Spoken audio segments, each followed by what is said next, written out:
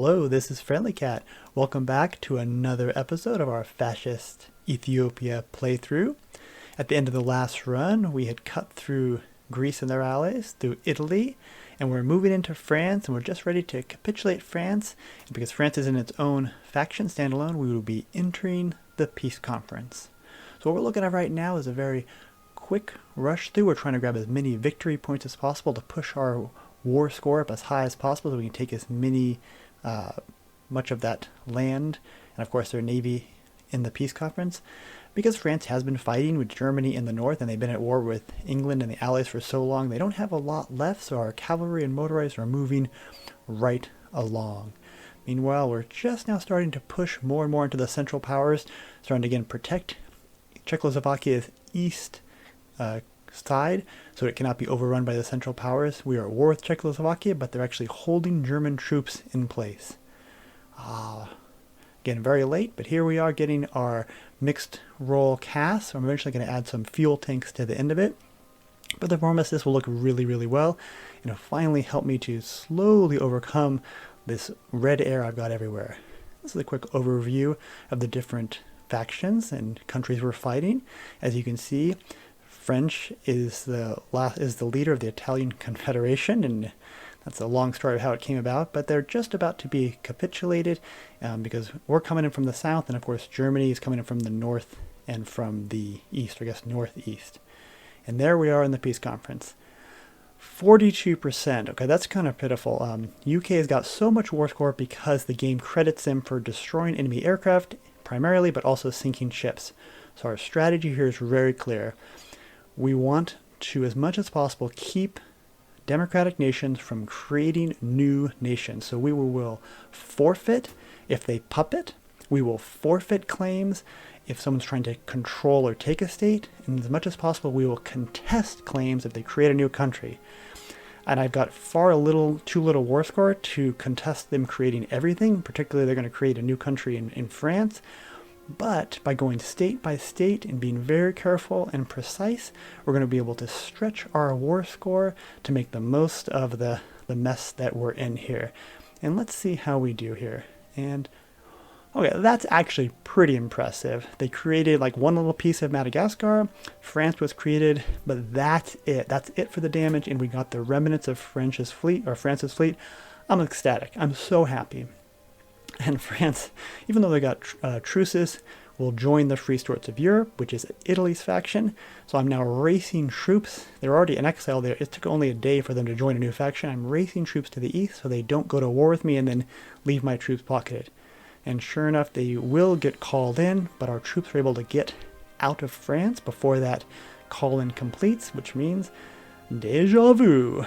We're back into France. We had some exiled troops head into Spain as well. So if you feel like, yeah, you just saw this clip last time, yeah, it looks a little similar. We're now going to be racing into France to take as much as we can.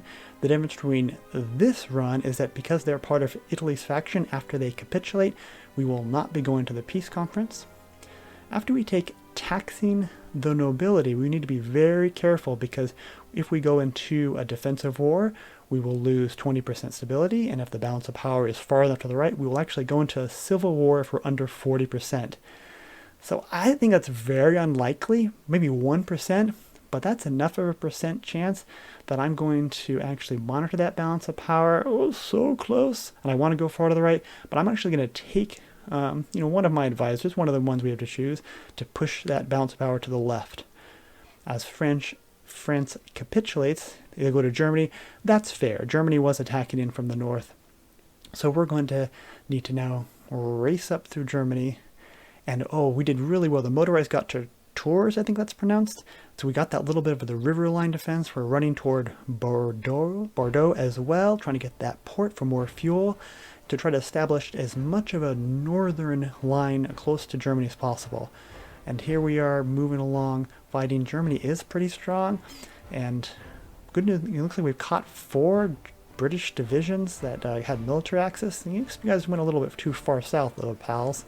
That's not a good idea. If your war support falls below 50%, it's totally fine to take war propaganda. It's very expensive. but over the long term, it will keep that war support above 50% to avoid draft dodging and all sorts of unfortunate things. Here our motorized are racing north, doing really, really well. These are now full 27 with 3 battalions of artillery, so they're going to pinch off some of those German troops to the west. And we're also fighting north into Poland. Poland, as you can tell, has lost some strength. They've been pounding and pounding us for a while, and they don't have the military capacity to keep that up. So now we're going to turn the tables and we're going to start to head north and start to retake some of that land.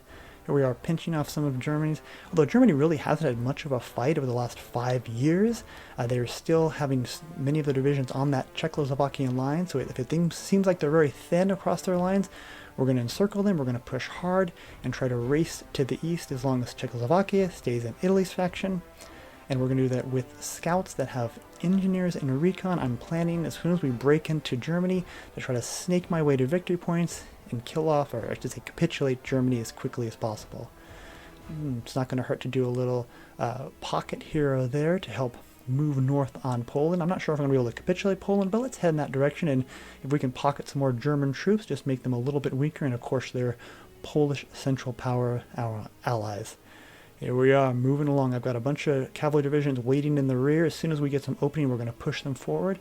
Now that we're through Frankfurt, I'm starting to see green land in front of us, open air, so those green fast troops.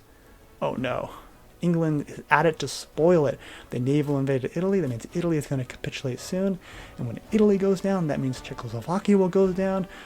Oh, well, who can blame them for wanting to naval invade Italy? That would make sense. We're going to continue to pocket Germany. We're almost up against the Czechoslovakian border.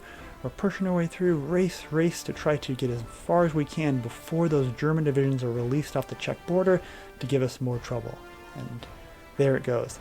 This is a different peace conference. I've got 62% of the war score, more than twice of anyone else, but the concept stays the same. If you puppet or you liberate, I will contest. If you take a state, I'm going to forfeit, and then I'll take whatever I can, but I will definitely forfeit if you try to take a state. But England, I'm not going to let you release any new countries. That's a mess as it is. And I, of course, will take Italy's navy as well. And with this much war support, 62%, I can do just that. And let's see how that ends up. Yeah, that's pretty. That's very pretty.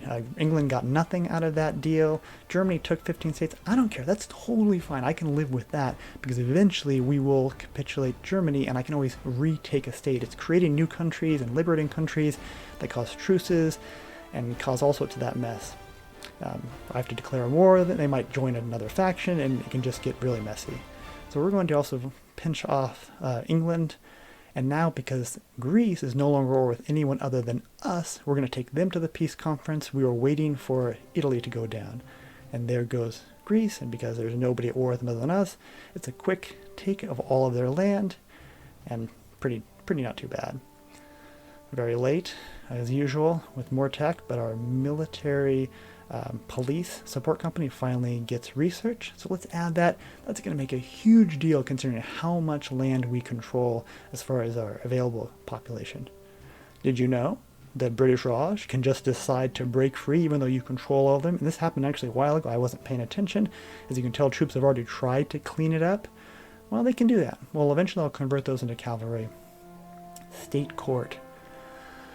The last of our research malices is gone. So now we're going to head on to promote the war heroes. It's effectively a 140-day focus that gives 10% base stability, 10% war support, and some army help as well.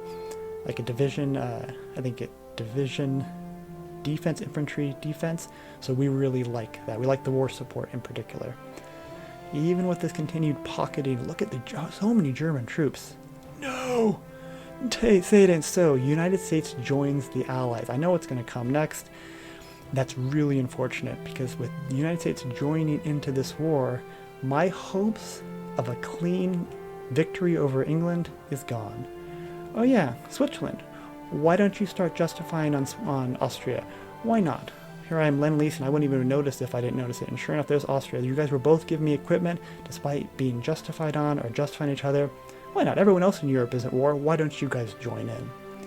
And here we are just about coming to the end of this run. We're about to finish off Germany. We're going to take out Berlin. It's really tough here. We do have a little bit of land in the northern part of South America, and we have that French island just off Canada.